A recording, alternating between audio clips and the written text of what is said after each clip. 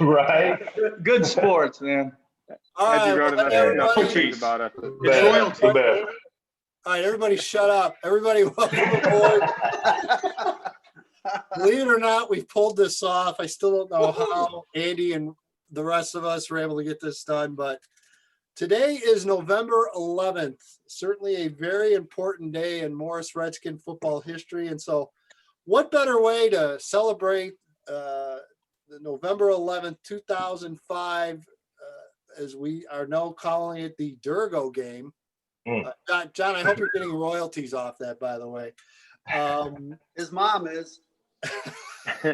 It's great to have these guys with us. And what better way to relive the moment than to bring in the kids that really have tried to forget this game their entire life ever since then. So we have some terrific former players from Joliet Catholic joining us as well, and we're thrilled to have them in. So first of all, let's introduce the cast of characters joining us on this Zoom.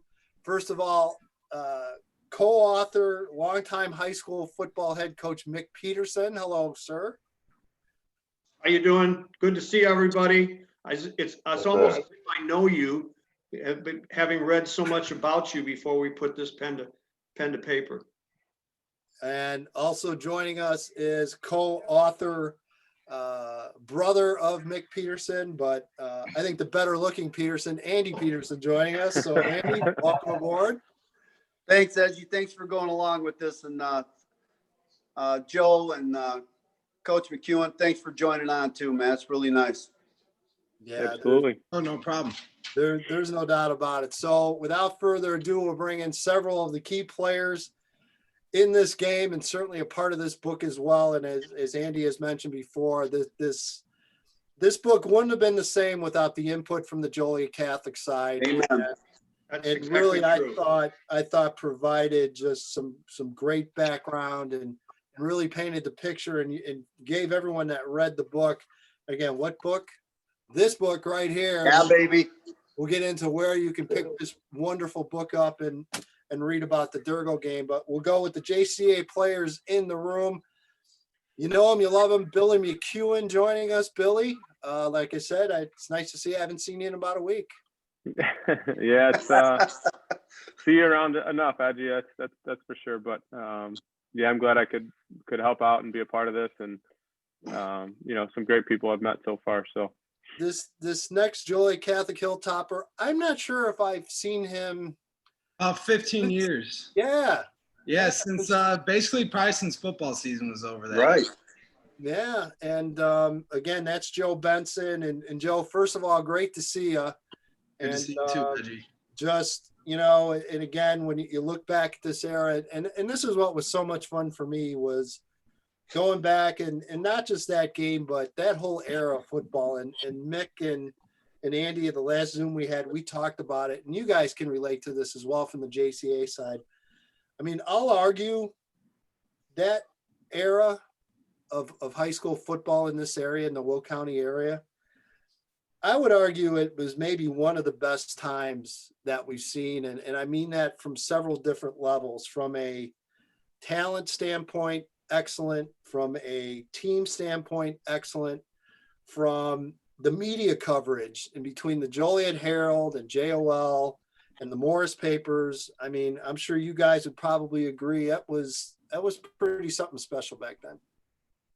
Joe? There's no doubt. There's no doubt about the coverage. I don't know who I was talking to about this before, but it might have even been you, Edgy, probably. But just waking up on a Saturday after a game and opening the newspaper, and there's 10 pages of, every there's a huge article on every single game that happened in our area. Going up into the Morris game, we already knew everything about everybody because there was a huge article every Saturday morning, and your coverage of everything too, Edgy, that helped. We're all following it back then, talking about it on Instant Messenger or something or whatever. But the coverage is incredible. And I'm still in the high school football world a little bit now today, and it's all moved to Twitter, and you still got your blogs and your websites and all that stuff too. But the newspaper coverage, just the stuff that was pretty accessible to everybody, was And Joe, Same. the thing that I thought was also pretty amazing, and this is something we covered on the last Zoom as well, was, the Joliet Herald with, what was it? What was the name of it? Gridiron. Gridiron. Yeah, the Wednesday specials that they're rolling out every week. I mean, that was That's what, incredible. 15 pages, I think, at least. Right. Yeah, Oh, and yeah. I'm sure it was awesome for all the fans and everything, but as players, it made it really interactive and really cool to learn some of the side stories, whether it was leading up to a big game or just special moments for the kids involved every week. It almost made it like a week-long affair when games weren't televised, and, it really brought some of these stories into homes and added some hype to that Friday night. Yeah, there's no doubt about it. Well, you heard from the JCA side, and we certainly have Morris well represented here. One young man joining us I've talked to recently, one I haven't talked to in a long time. So the first one I want to say hello to really was a highly ranked player out of Morris, Illinois, originally was from South Carolina, moved in, transferred into Morris. I remember when he committed to Clemson. I remember, I think, going out to pizza one time with you, and I think it was maybe Bobby Burton from Rivals back then. And of course, I'm talking about Jamie Cumbie. And Jamie, great to see you and welcome aboard. Man, I appreciate it. It's a pleasure to be here. First of all, for me, it was such an honor, to be able to jump in a mix, such successful programs, and be surrounded by so many great people in Morris. Me coming from South Carolina, a little small town, I'm just a little country boy coming up there. Well, a big country boy, But yeah, it was amazing how it was amazing how they took me in, man. And like I said, just to come up, play 2 years of varsity football, and be 27-1. Playing 2 state championships, losing 5A, and then of course senior year, our amazing game we had with you guys in JCA, man. Hats off to y'all, man. Truly great talent, very humble and, and win and defeat, and I'm just very blessed to be here, man. And it's great seeing all you guys. And then certainly last, certainly not least, well, who is he? His name's on the book. And I'll argue over the past 15 years or so, you'll be hard pressed, I think, to find a player that had a better high school career than John Dergo. So John, appreciate you taking time out of your schedule, and it's great to see you again, my friend. Thanks, Ed. I just want to clarify, I had nothing to do with that title. Writing of it, just so everyone is aware. This started out Coach Peterson, Coach Mick there, and Coach Chad's thing. Told a great story, and I was joking with Andy about you could have had the title, maybe A Game to Remember, something like that. But it's a great one. It told a great story, and like you guys already mentioned, with Benson, McKeon on here, telling a little bit more about the Joliet Catholic Academy background. Really built up the story and made this game what it was, really. And got to mention the one time that we had a positive outcome, whereas the 2 years before I was a part of the other side of it too. So great book, and it was a joy to read. All right. Well, before we find out what all these young fellas are doing these days, us old guys, Mick, we already know what we're doing, but we'll certainly get into what these guys are doing in this current time and what they've got going on. But I want to go back. We'll go back to the JCA players. I'll start with Joe Benson.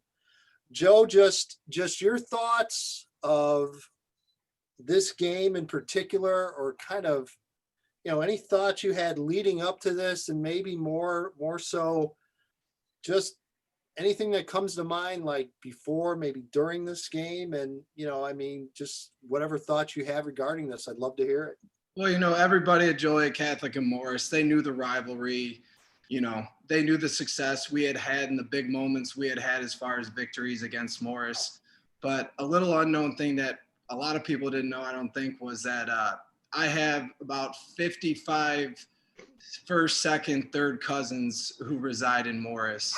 One, I believe, worked at the high school Paul Struck. His wife had a dentist practice there in town. So it wasn't just, you know, the newspaper interviews and the articles and all the hype from, you know, the media outlets, but I had family members calling and it wasn't always friendly. And, you know, some brides at family events from even leading up in the summertime, going to my family reunion and everyone talking about, you know, when Morris meets JCA this year, who's going to win. And I think it just all added to the experience, to the hype. Obviously, coming off the year before when we won in the state championship, that we knew what was coming up. We knew moving to 6A and getting ready for an opponent like John Dergo and Morris was going to be phenomenal. But unfortunately, that state championship game took place in Morris that night and not down at U of I in Champaign. But for me, yeah, there was a lot of emotion.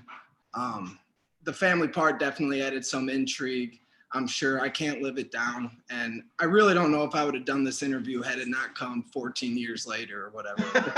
I think we waited long enough.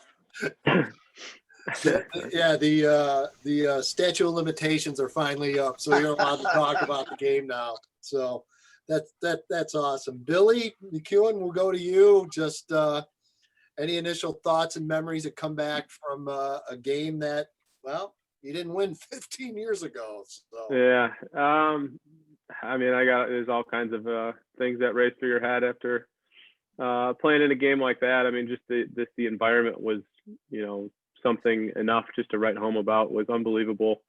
You know, Joe said we wish it could have been played down in Champaign, but if you could have brought Champaign to that atmosphere, it would have been sufficed, if you ask me.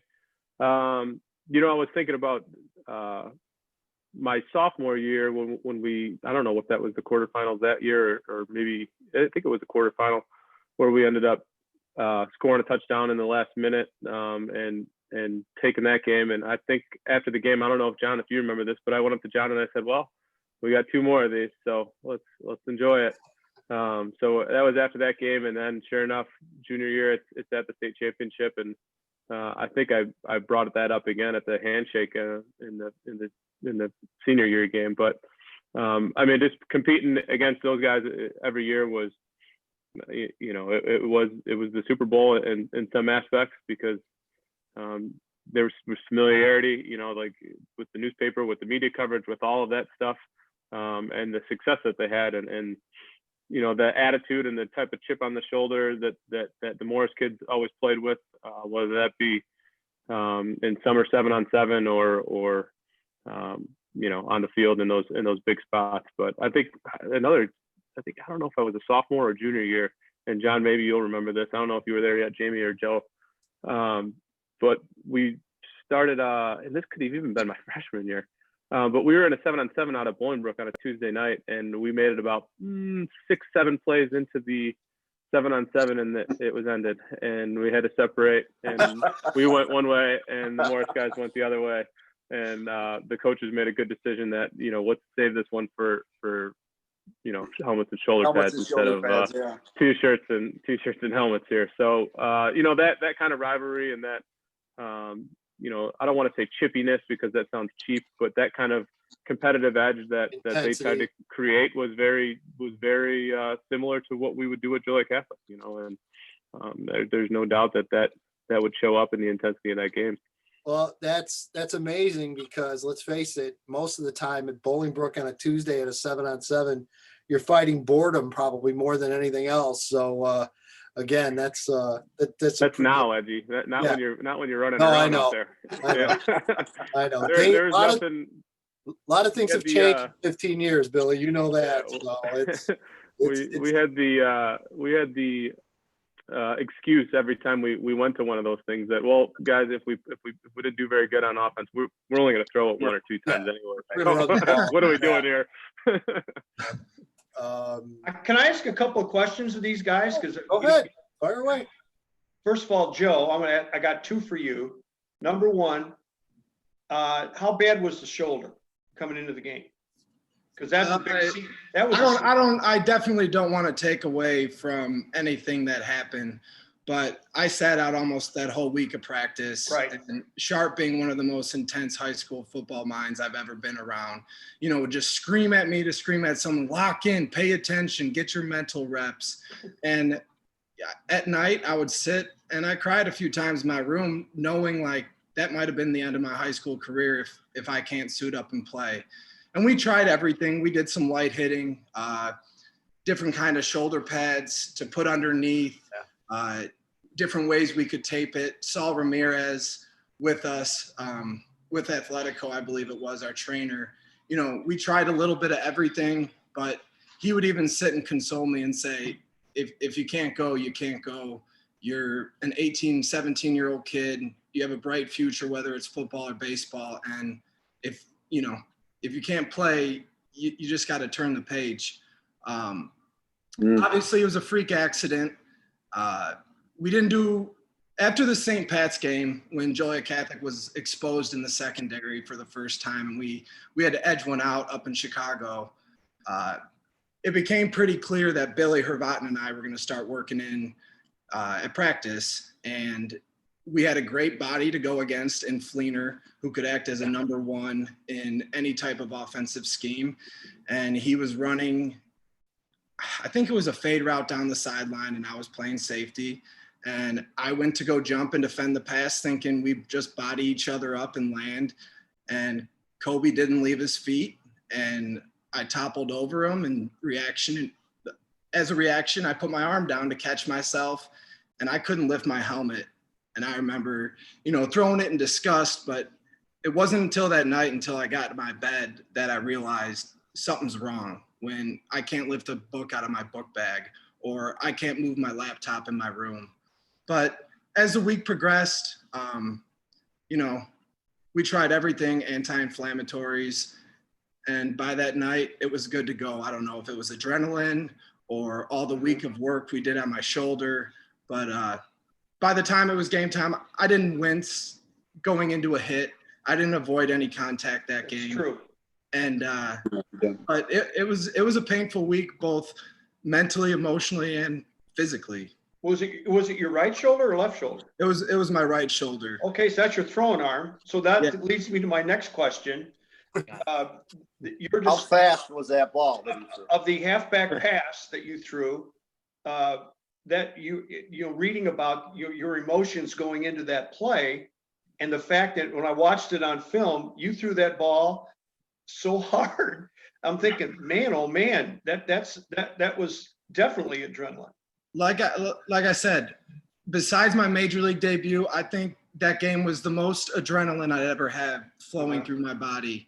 And, Billy and I, so we had a quality time, and Billy and I probably ran the lightest quality time in the history of high school football.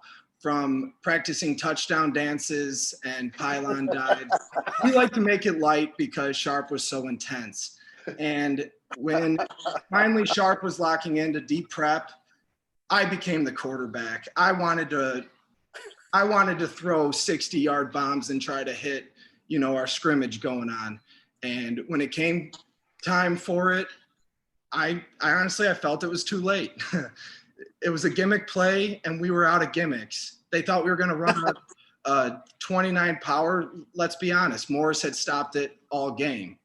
I believe it was Valentine. Yeah, Brent. Was it Brendan? There's a bunch of them. Brian. Yeah, Brent was the corner out there. Yeah, and Gum's the one that the ball went right between his hands. Right. And like I had said in the initial interview, Billy looked at me and we both kind of rolled our eyes like, hey, here's to nothing. We had a great run. And do I take my glove off? Do I start wiping my hands? And I thought in my head, sell it. But I knew I was throwing. I don't even think I sold the run at all. And I heard pass before I felt I touched the ball. And I don't know, somebody over pursued when Hervatin stopped at the goal line or the sideline, but there's no way I ever thought that play was going to work and we were going to pull it off. And at the same time, that's when I thought we were going to pull off some JCA magic against Morris again and break some hearts in the country. See, I can understand that. And whether the statement I want to know is if Herbatin actually had bruises on his chest from where that ball stuck when you threw it to him. I've honestly never watched the play. I just remember throwing it. If it looked like it was on a line, it was probably, like I said, adrenaline. But yeah, maybe those bruises led to the Dergo interception. I don't know. Now I got a question for Jamie. Because I don't want him to feel left out. And Bill, I got one for you too, because the inquisitive mind. But Jamie, how hard was it for you as a defensive end, as a junior, to go inside and play? What was the challenge? I mean, it led to where you were going. I mean, as you went to Clemson and to the Oakland Raiders, was that? I mean, did you anticipate any major changes fundamentally, or did Coach Andy Peterson say, just go? Well, of course, Coach Peterson, I think he had faith in all of us on defense. But, of course, being a 6'7" guy, long and kind of lean, my junior, senior year, it was certainly a issue all the time with leverage, and of course, I fought that at the next level as well. But, just having the support, of our defensive staff, our coaching staff, our players, our captains, man, it was full go all the time. We definitely didn't hold back, and I really think we adjusted well. It was unbelievable, man. Like I said, just for me especially, coming into this great rivalry you guys had going on, and just being accepted, and it was truly an honor. It really was. Was Joliet Catholic one of the hardest games that you ever had to play? Would you rank that up there? Absolutely. Considering, the hype coming into it, and especially getting beat by them, our junior year in state championship game. With me being heavily recruited and everything, by Morris or by Clemson? No, that was all God's work, man. It was amazing. It was amazing. My granddad got transferred up there, and all it took was one visit, and I got to give props to my parents, for taking the chance and really, pushing for me, and it worked out well. But what I was getting to, being heavily recruited, coming into my senior year, really and truly, the only thing that was on my mind, was winning the state championship my senior year.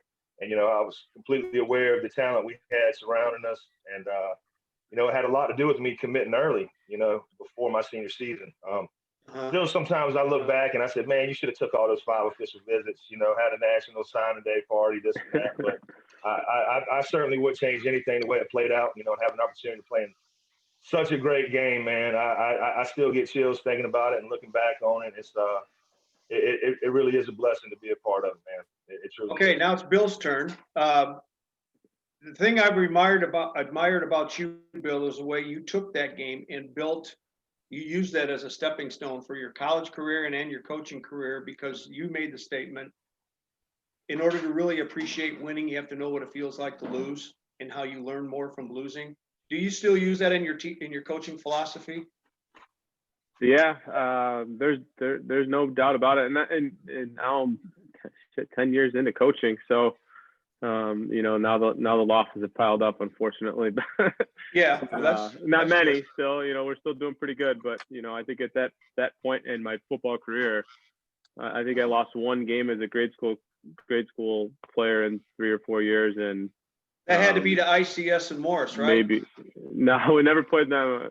We lost to a team in Louisiana, actually, at the Pop Warner, not Pop Warner, but whatever league we played in, championship down there in Gatlinburg, Tennessee.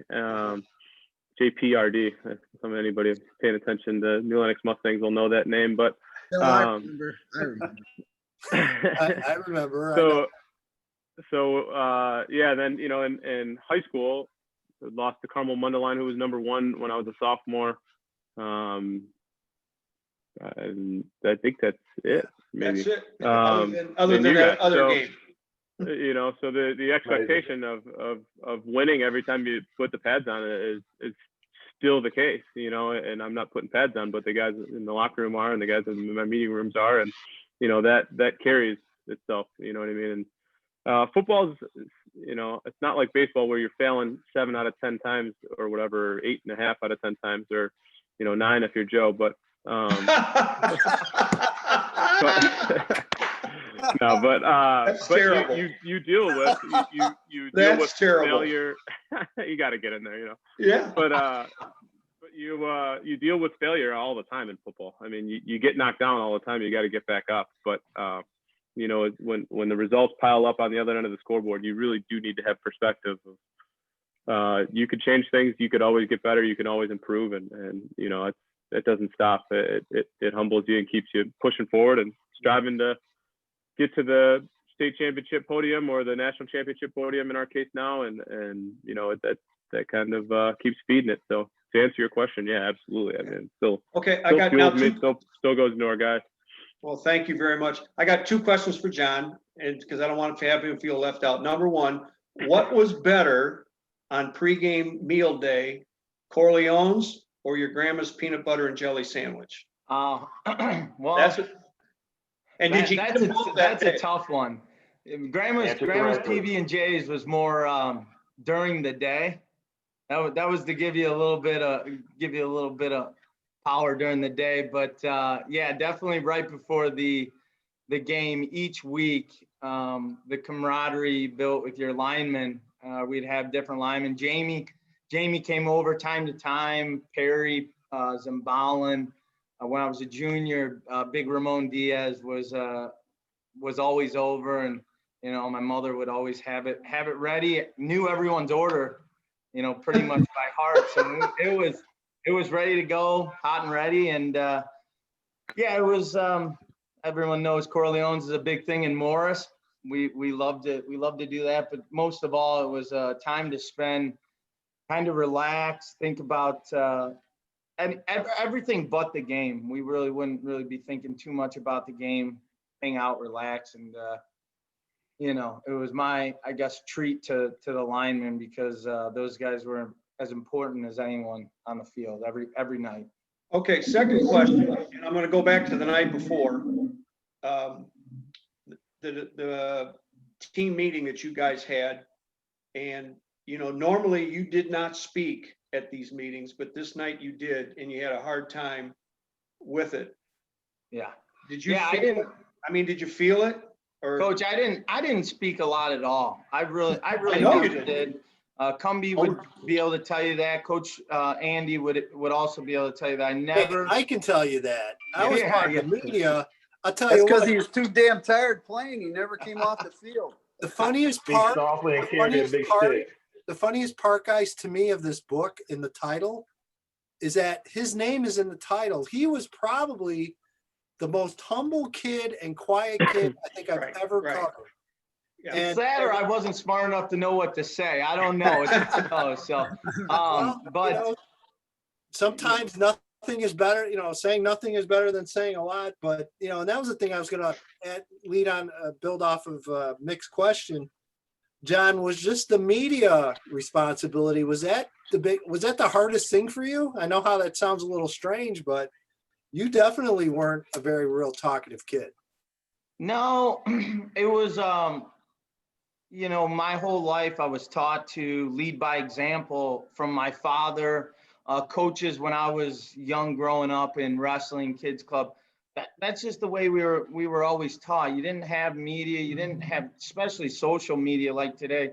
You didn't really have a lot of practice at it, especially in lower levels through high school. So yeah, I mean, it was just a fact of, I'd rather do my talking on the field, on the wrestling mat, you know, anything like that. And that's just the way I always was. And I found it worked out for me. So getting back to Coach Mick's question, that night before, yeah, pretty much was overcome with emotion. I tried to get up in front of the team and talk, and you know, we really, everything kind of came crashing down all of that moment. It was every game I saw growing up of all the Morris versus Joliet Catholic Academy games.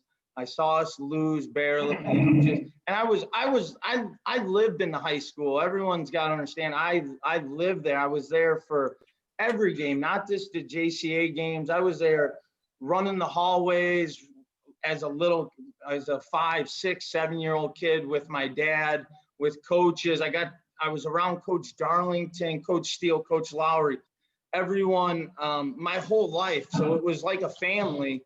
And I know these guys on the call can relate to that, but I felt like just for me being there, seeing everything and it all accumulate to that one moment, everything just kind of came out, and it got cut short, thankfully, but I know I hit a lot of other teammates in the heart, and it showed the next night. It really did. And I told everyone, the one thing I said is I would just do anything I possibly could to make sure we were successful.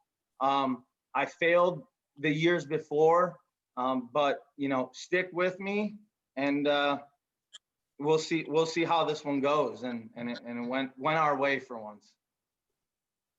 once. All that matters. Hey, something I want to throw out there for you guys before we get into what you guys are up to these days. As many of you know, I think all of you know by now that this is probably arguably the worst season ever for Illinois high school football this year. We're not playing. We're basically stuck in a taffy pole with the governor of the state of Illinois, and we basically have missed our entire season. So with that being said, and that in the back of your mind, I'll start with the JCA guys first with Joe. You look back at your high school career, just what did high school football really mean to you in the big picture? I didn't know. So my freshman year, I had a non-contact injury. I fractured my shin running a 29 buck in a cow pasture of a practice field. And I had missed my entire freshman year. I got to play my final game that year. I had 5 carries for 2 yards and 3 fumbles. And after that, I had hung them up. I missed sophomore year tryouts. I missed 2-a-days. It could have been strategic. I'll never admit either way. And I slowly began to realize that with the tradition of football at Joliet Catholic, I had no friends after school. So it was either go home and have to do homework and hang with my family, or bite the bullet, pay my dues, and give football one more go.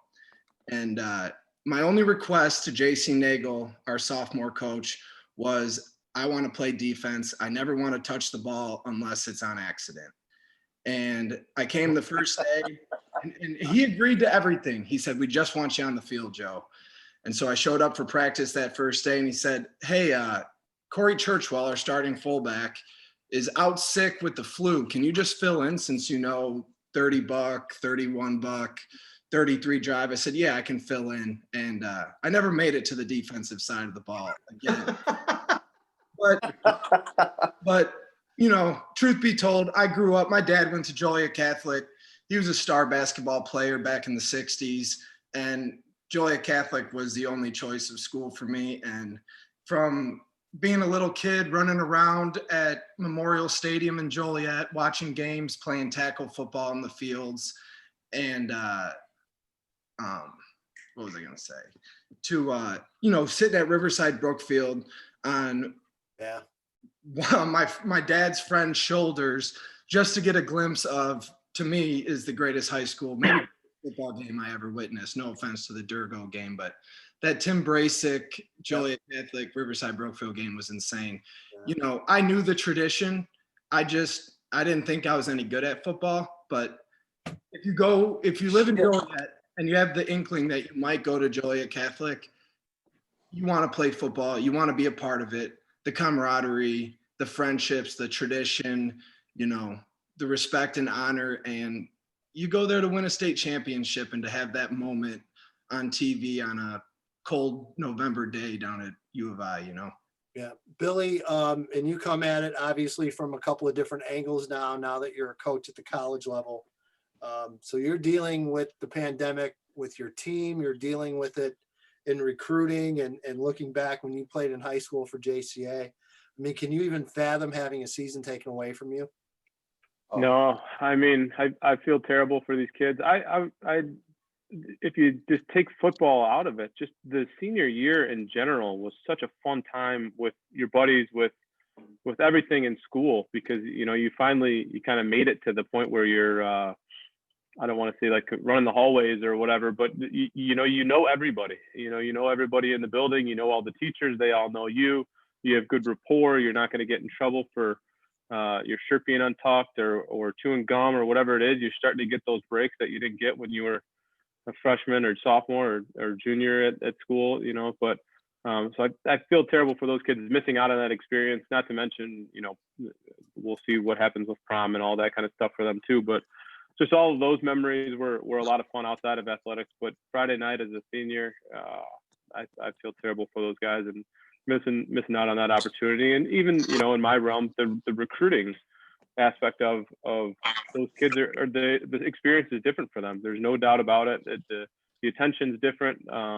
You know, the visits are different. You know, all of those things that go into it are different. And, you know, I preface it with every kid we have on campus now.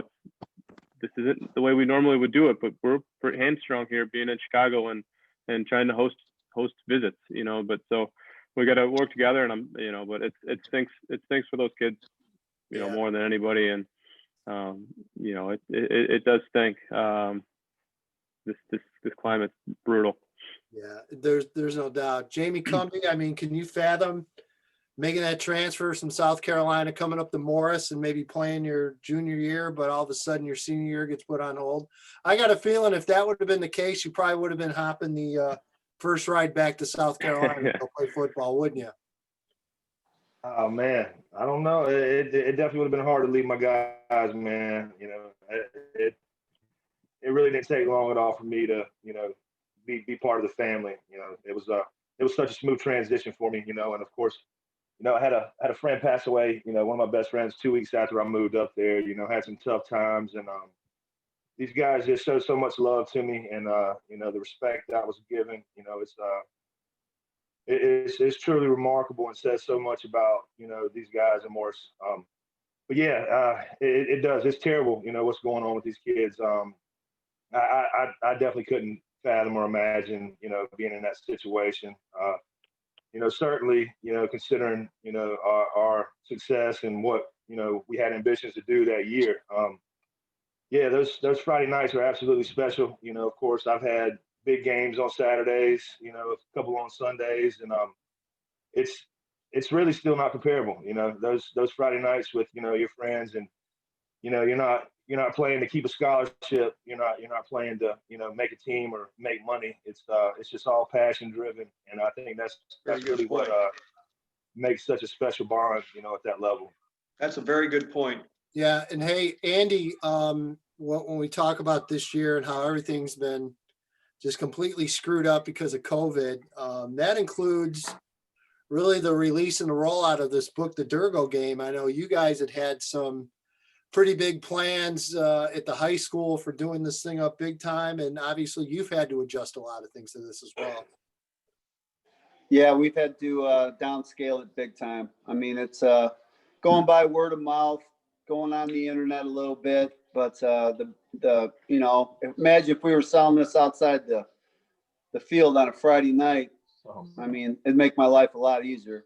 Yeah. But we're getting there. I mean, I'm really, really happy with and I've had a lot of great comments from the people up in the Joliet area. I mean, it's amazing when they read it. You know, I don't know what they expect us, how they think we're going to write the JCA site up, but I've had nothing but compliments. You, Joe, you and Billy, fantastic, man. Coach Sharp, nothing but compliments for you guys getting involved in this and the way you went around it. Thank you. Thank you. Thank you. Absolutely. Yeah, no problem. So let's go around, and I want to know what you guys got going on these days. So Joe Benson, I'm going to start with you. Fill us in. What do you got going on these days? So last year I was doing some coaching for Top Tier, the baseball program I played for leading up to my senior year. I didn't get to play my senior year summer, obviously after the draft and everything. And then I went and played for the Southern Maryland Blue Crabs last summer. Coming back, I've done some coaching again with Top Tier, more like some lessons and working a camp here and there. I was working with the baseball program out in Huntley, McHenry area. And I've been doing some side work for my cousin's electric company, installing Generac generators. In a time like this, when people keep getting cooped up in their homes, they really dove into, decking out their homes and making sure they don't lose power or internet or anything. But trying to stay busy, find a career. It's tough right now, and obviously I don't have the college degree, but I have a whole lot of athletic work experience, which doesn't translate the best, but trying to stay busy, stay positive. It's not easy, like Bill said, being up in Chicago or honestly anywhere in Illinois now. Yeah. With the numbers. So yeah, I know. I'd say we go out towards the McHenry area and go get a drink. We can't even do that. So no, we can. That's the hard part. There's always a way, Eddie. Talking my to Julia kid? Catholic kids here. My kid, I'm in Shanahan. I can go down the street and there's a bar open right now. Exactly. Yeah, there's no. Oh yeah. There's no doubt. I know plenty of tricks to get. Yeah. Yeah, that shocks me. Billy, we've alluded what you've got going on these days, but fill us in again what you're up to. Yeah, I'm the defense coordinator at St. Xavier University. So I've been coaching football now. This is, I think, like I said, 10 years. Wow. Coached receivers there for 2 years after I was done playing there. Then I went over to Brother Rice and was an offense coordinator for 4 years in the Chicago Catholic League. Got to learn some good lessons in there. Get my butt whooped a couple times and go forward. But then I got hired back. Coach Mike Feminist hired me back 2016 and switched me over to defense, which was quite a learning curve there. And four months later, after never playing defense really and never coaching it, running spring practice and then eventually a season, but we've got it going pretty good now. And I've been in the playoffs the last 3 years, lost the quarterfinals to the eventual national championship, so champions. So we got to get over that hump, and that's kind of where I'm at right now, trying to get there and navigate this ridiculous pandemic. And currently sitting at home breaking down today's practice because I can't be there because I was an exposure to a person with coronavirus. So it's great, it's full circle. Baby. So it's nothing like having 4 hours of Zoom meetings at night after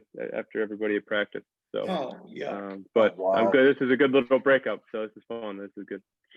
Jamie Cumbie, I know we talked early on. You are living in South Carolina again, and last time I checked, I believe, are you selling cars? I am. I've been in the car business now for about 4 months, and it's really been going well. Last couple of weeks have been slow, considering what's going on, I think, within the country and whatnot. But yeah, it's been a smooth transition into it. I'm surrounded by a great staff. I got a great GM. Of course, after my short stint with the Raiders, I'd be lying if I say it wasn't kind of hard for me to transition to life after football. I guess just finding a niche, and something that really, really drives you, So I coached a couple years back home at my hometown high school. I coached varsity football and baseball, and trying to make some moves to get my foot, as far as in the district. And we just had some people in the wrong position, that things didn't really work out. But I'm not saying coaching's still not out of the option for me, especially being up in the upstate now. Surrounded by a lot better high schools up in this area. And of course, my Clemson family's here, and they still show me a lot of love, man, and the respect's there. So, yeah, car business has been going good though. Of course, I enjoy speaking to people and finding out about them and relating to them. So it really has been treating me well. So things are going good, man. Things are going well. Excellent. Awesome. Yes, sir.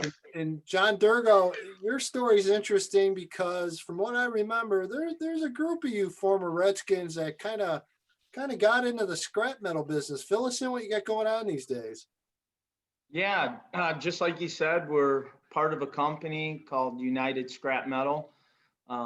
There's quite a bit of us. Off the top of my head, I can't remember how many people from Morris are part of the company, but it all started with one really a VP of sales into kind of Darren Haas, our center.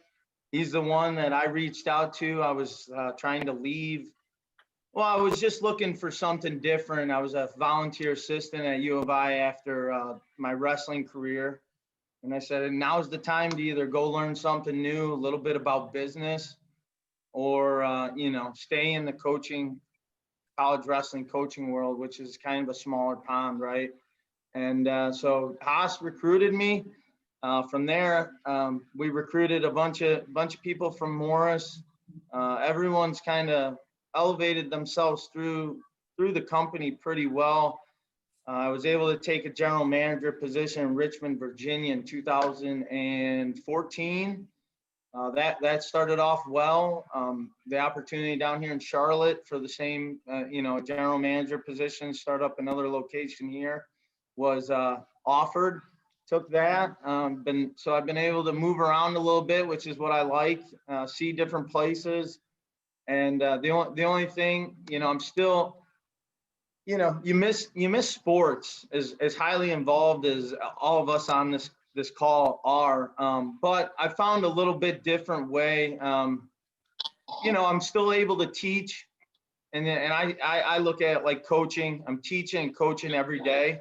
It's just not sports. It's the industry of metal recycling and business too. So it's worked out well. And one thing I've always been fortunate is from very beginning through now is the leadership in front of me has always been good, and it's still exceptional. The leaders of our company are people I really believe in, and that's what's kept me around. I've been here almost 9 years, and wouldn't trade it for the world.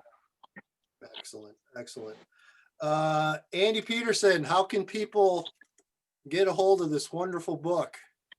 You can get a hold of us on dergobook.com on Facebook, and you can get on my Facebook account, Andy Peterson. Get a hold of me. My phone number is 815-325-8073, and I will make sure you got one. A couple things I haven't been able to ask. So I'm just sitting back and I'm just shaking my head. First of all, I'm so damn lucky to have crossed the paths of all 5 of you individuals, starting with you, Edgy, Joe, Billy, John, and Jamie. You guys know that. I kind of fell into that job that year, and the start of this book was how bad it was at Morris in the spring of 05. And it sure as hell, because of you guys' hard work, turned out really well for everybody. So thank you very much for that, man. It was a hell of a ride. I'm interested. No, I love you, Coach P. Did the Joliet guys, have you read it? Did you burn it? Did you throw it out the window of a car over a cliff? No, I ran out of toilet paper in this pandemic. It was the only thing I had left. No, I got I tell you what, Joe Benson, I'd love to have you on my team, man. I tell you what, you and Jamie on this. Oh my God. I browsed through it the first time, and then I slowly made my way through the second. But it was a great read. Not that it stung so much, but I know it sucks at the end. Yeah, but we knew what happened. Yeah. For never watching any of the game film back, it was kind of cool to sit back and reminisce. I never realized, Billy, the last pass to Hervatin, I didn't realize how close to the goal line he was. No, yeah. I saw the picture tonight. Yeah, John just went ahead and ripped it right out of his hands. That was brutal, man. Why'd you do that to him? No. Yeah, that's it was Corleone's. I didn't watch it. I didn't see the game either until, I think I talked to you guys, and you sent me a link to it, and we were on lockdown at the time. So, I popped it on the laptop one day, and my fiance and my kid, who has now broke that laptop, you know, they were wondering what the hell Dad was doing. But yeah, so you know, I watched it back, and you know, I vividly remember that play, and I know Joe was on a double move, and I saw John go to the top of Joe's double move, so I thought that would leave no one left for Hervat, and threw the ball right in there, tried to put it on him instead of putting air under it, and John was right there, so I just missed it, and he made a great play and ripped it out of his hands, and whew, that crushed a lot. I think Edgy, you asked a question about what high school football means to us earlier, and we kind of got talking about pandemic stuff, but that was for me, that was everything. I grew up, you know, my uncle was a head football coach at Naperville North, so I grew up on those sidelines. I remember going to a game at Morris when they played Morris, and hanging out on the sideline there, and I learned a great game from my cousin Corey McKeon, who played at Naperville North and then eventually in Nebraska. I learned a great game that we ended up playing in Benson's backyard quite a bit, 7th and 8th grade, where there's just a line on the ground. One guy has the football and the other guy doesn't, and you got to get across the line. And it's just basically bashing your head into each other. And football in its simplest form, but that game stuck with me. I think I learned it the first time on a Morris sideline, on the visitor sideline there. So, but yeah, I mean, it was everything. And you know, you wanted to get to that podium, and we had a chance. My sophomore year, we won it, and you know, I remember as a little kid watching the game on watching maybe like a 1A or 2A game on TV, and telling my dad, what are we doing? We got to get down to Bloomington. So we sure as hell got in the car and drove down there and watched the 3A and 4A game live. And I always wanted to be on that podium. And then, you know, the way it ended, you know, these guys got to be on it, and that's great. And maybe another day I'll get back up there somehow. Yep, definitely looking forward to your success down the road. Guys, Mick? It's just been such a thrill. Like I said, when I started it, I felt as if I knew all four of you as I was taking the material and bringing it and trying to, and I'm just so, I know what you guys at Joliet Catholic, because in 2000, you broke our hearts here in Pontiac. JR. Yeah, that's a big run. Yeah, big run, because one guy didn't put his head down and tackle him. Thought it was touch. And, you know, that kept us. A lot of people did when JR had that. Yeah, exactly. I'd probably go for the touch method too at 6'3", 240 pounds or whatever he was running the ball. Yeah, he was a big dude, man. Kloja was, yeah, that big Kloja guy that played tight end, went to Michigan. And anyway, that was kind of a great game. My son was on that game. So when I saw you guys on the field after the game, JCA guys, I immediately thought of the night, the day that you guys beat us here in Pontiac. It was my son's last game, and it was I just know that it just what it does to you. I've seen it. I've seen it in person. And on the other side, John and Jamie's side, it was just such a antithesis of emotion. And just to show you, this is why, to me, it's with all due respect, John, high school football, or football itself, is probably the game in this country. I mean, there's so much emotion that goes into it, and it's not an everyday thing like baseball or basketball or even hockey. It's once a week. You build up to it, you get up there, then you got to come down, and you got to go ahead. And you guys brought it to the table, and I'm just glad I was there, stood in that north side, and along with all 900,000 people who were all there. And I watched it, and just to be a part of it now, it was so much fun. Thank you guys so much for all that you did with your communications. It just made this baby go. And just before we wrap it up, I got to know all four of you and several others on both those teams. And as Andy and I talked about when this book first started coming together, and it's amazing when I look back at that time, because it was really when my site really started to take off, and you guys were a big part of that, and this area was a big part of that. And you know, again, it was so much fun back then, and great to get to know you guys. Joe, I remember covering you. You know, I think everybody knew you were going to end up going baseball, but I think I was one of the only crazy ones that tried talking into going football. But I knew better. And Billy, I mean, I knew you were going to be a coach from day one. There was no doubt. in your genes and in your family, and knowing your uncle and, you know, and your cousin, and knowing that football lineage in the McKeon family. There was no doubt you're going to be a coach and you're going to be a great one. And Jamie, like I said, man, a lot of memories with you as well. And just from the whole recruiting side, and, you know, you did well tonight, so we're not going to take a star away from you. But I can do that though. We can go back and change that star rating anytime.